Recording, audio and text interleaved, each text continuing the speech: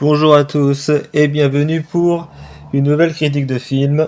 Et aujourd'hui, nous allons critiquer le film Nils et les oies sauvages. Du coup, c'est un film qui date de 2011. Du coup, c'est un film qui est tiré d'un roman suédois pour le coup. Film tiré d'un roman suédois.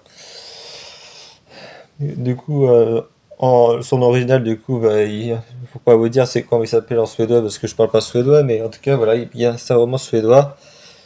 Et qu'est-ce qui se passe dans ce film? C'est l'histoire de Niels, qui est un garçon qui habite dans une ferme, et en gros, c'est un petit chenapan. C'est un petit chenapan, il est feignant, voilà, ses parents, ils ont honte de lui, il s'amuse aussi à embêter les animaux, parce que il a pas d'amis humains, tout le monde le prend pour un loser un peu, enfin, à part sa petite amie. Et en gros, comme les autres garçons le rejettent, il passe ses nerfs sur les pauvres animaux de la ferme qui sont sans défense. Du coup, voilà, quoi, c'est pas bien. Et en gros, un jour, tout va basculer, parce qu'un jour, il va faire une bêtise. Une grosse bêtise, ses parents vont l'empêcher d'aller à un anniversaire de famille. Plus tard après, il y a sa petite amie qui va le quitter parce que il va continuer, il va attaquer les animaux devant elle, voilà quoi. Et il faut savoir que dans la ferme, il y a un lutin magique, voilà. On a un petit lutin qui, euh, qui va être consterné par le comportement de Nils et qui, pour le punir, va le faire rétrécir à la taille, enfin, en gros, 20 centimètres, en gros, la taille d'une souris, en fait. Il va devenir plus petit, en gros, que tous les autres animaux de la ferme. Et c'est là que ça devient marrant.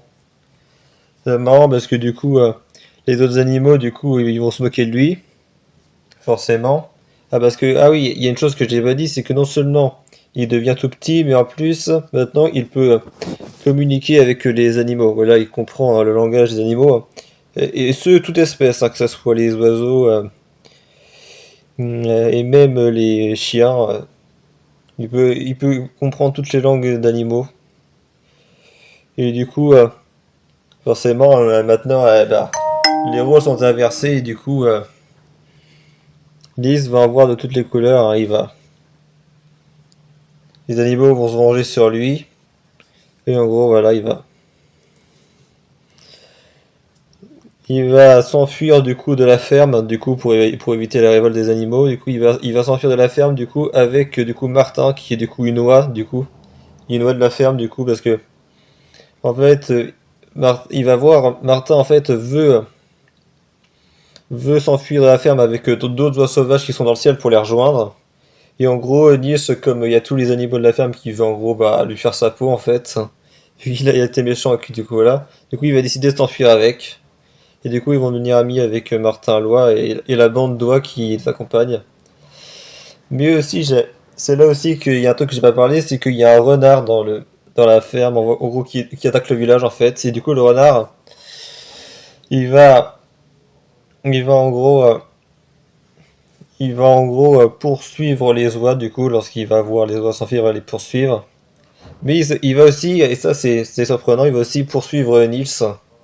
Parce que Nils, voilà, il veut chercher le renard un peu plus tôt, il a essayé de s'en prendre au renard, forcément lorsqu'il était humain. De toute façon, il s'en prenait à tous les animaux, même ceux qui n'étaient pas de la ferme, mais il s'en prenait vraiment à tous les animaux. Parce que Nils, de base, n'aime pas les animaux. Et le renard, en gros, il va vouloir non seulement manger les oies, mais aussi Nils. C'est un peu chaud. Forcément, t'as le gobelin, forcément, qui a fait rapetisser Nils, qui va regretter son geste. Ça, je crois que il me semble que c'est pas pareil dans le roman où le gobelin, va dire,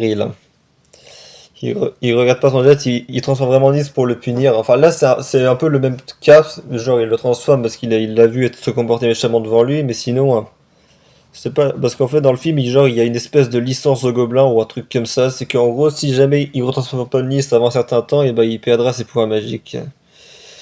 Ouais, un truc comme ça. Mais étant donné que Nils s'est enfui de la ferme avec les oies, du coup, il peut plus le transformer, que du coup, Nils devra retourner à la ferme pour que, pour que le gobelin le transforme. Hein. Parce que le gobelin, bizarrement, ne va pas partir à sa recherche, hein, je sais pas. Peut-être qu'il veut pas. Et pourtant, il sait qu'il doit le faire, mais non, pourtant, il va pas partir à sa recherche. Sinon, j'ai parlé des animaux des oies. On va parler des oies avec du coup Martin, du coup, voilà, le partenaire de Nils qui va du coup, devenir son meilleur ami. Ils vont apprendre à communiquer ensemble avec aussi la tribu d'oies, tout ça. Et du coup, voilà, ils vont devenir amis. Et évidemment, il y a l'antagoniste, le renard, qui s'appelle le Smir, je crois. Smir, je crois que c'est ça. Qui va du coup essayer de traquer Nils et la bande d'oies. Sinon, du côté des humains, il y a les parents de Nils qui du coup, pour punir Nils, n'avaient pas invité Nils à l'anniversaire de leur tante. Parce qu'ils devaient partir à l'anniversaire de leur tante, mais du coup, vu que Nils faisait que des bêtises, ils l'avaient pas amené. Du coup, quand ils vont revenir, ils vont s'apercevoir que Nice, et du coup, bah, c'est la panique, ils vont s'apercevoir que Nice a disparu, ils vont voilà, faire partir à sa recherche, ils vont paniquer, quoi. Sinon, on revoit pas trop les gars du village qui la harcèlent, c'est vraiment. Sinon, les personnages humains en dehors de Nice, c'est vraiment sa fiancée et ses parents, je veux dire, il n'y a pas d'autres. Il y a pas d'autres êtres humains qui mis en valeur à part ça. Sa fiancée, tant elle avait quitté Nils, elle avait décidé de le larguer après qu'elle l'ait vu en train de maltraiter un corbeau.